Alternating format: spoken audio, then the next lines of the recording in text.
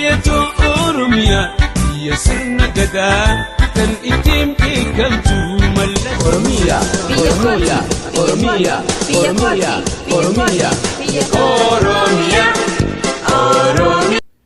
Ashama harka fuunee akkam jirtuun kabajamtoota daawwattoota keenya kun miidiyaa walabummaa Oromiyaatiin gabaasa oduu qabna. Uggurri daandiiwwanii fi geejjibaalee guutuu Oromiyaatitti akkuma itti fufetti jira. Daandiin giddugala biyyaarraa gara Arsii Bahaatitti deemu cufamuun isaa dhagahameeti jira. Gabaasa guutuun akka armaan gadiitti dhiyaata. Daandiin guddaan gara godina Arsii deemu cufamuun isaa dhagahamee jira. Qabsoon sochii uggura daandiilee fi geejjiba Oromiyaa kutaalee garaa garaatti gaggeeffamaa jira.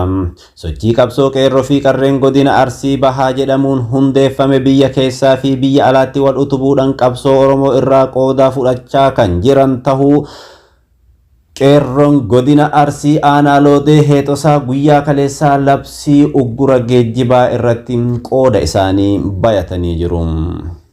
Akkuma qabxiiwwan labsichaa kaa'een uggura geejjibaa daandiilee irratti godhamu akkuma Oromiyaa guutuu lafa garaa garaatti isaanis ugguruudhaan gahee isaanii bahaa jiraachuu ibsame. Kanumarraa ka'uudhaan daandiin guddichi giddu galeessa biyyaa Finfinnee Adaamarraa ka'uudhaan gara godina Arsii Bahaa magaalota akka Dheeraa, Huruta, Loodee, Jimaata, Digsis, Kullaa, Darrabbaa, Roobee Diida'am, Saddiiqa, Habeen, Addeellee, Baleegas Gaarii fi Seeruu Abbaas keessa dabruudhaan gara godina Baalee kan ceesisu daandiin guddichi kun qeerroo fi qarree godina Arsii aanaa Loodee Heexosaatiin cufamuun geejjibni addaan cituu isaa qeerroon aanichaa ifoomsanii jiru.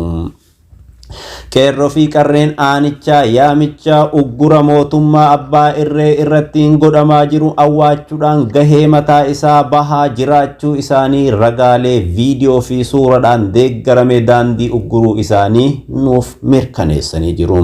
Dabalataan labsii marsaa jahaffaa kana labsiiwwan kaawwan irraa adda kan isa taasisu poolisoonni naannoo Oromiyaa kan dhiigan Oromoota mootummaa irraa abdii kutatuudhaan qeerroo fi qarree faana dhaabbachuu isaanii ifatti nuuf mirkaneessanii jiru.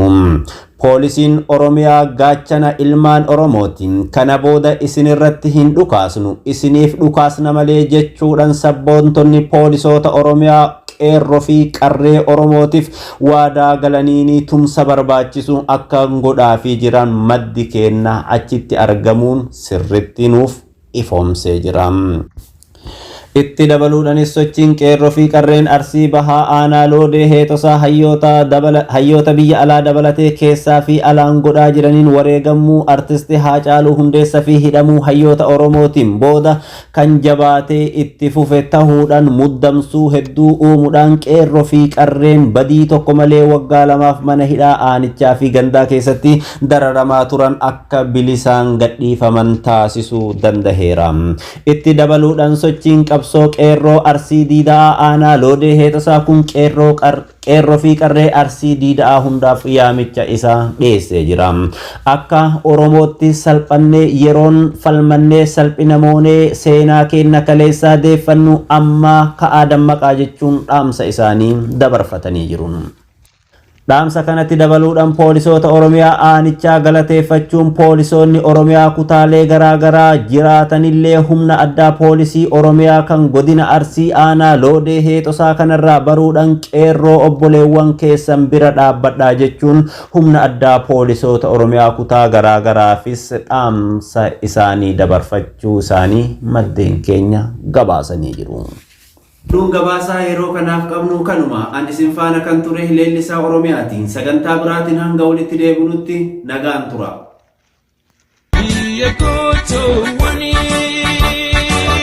biyya hayyuu karaa biyya bifleewwanii biyyatu Oromiyaa biyya sirna gadaa kan ittiin beekamtu malla Oromiyaa Oromiyaa Oromiyaa Oromiyaa Oromiyaa Oromiyaa Oromiyaa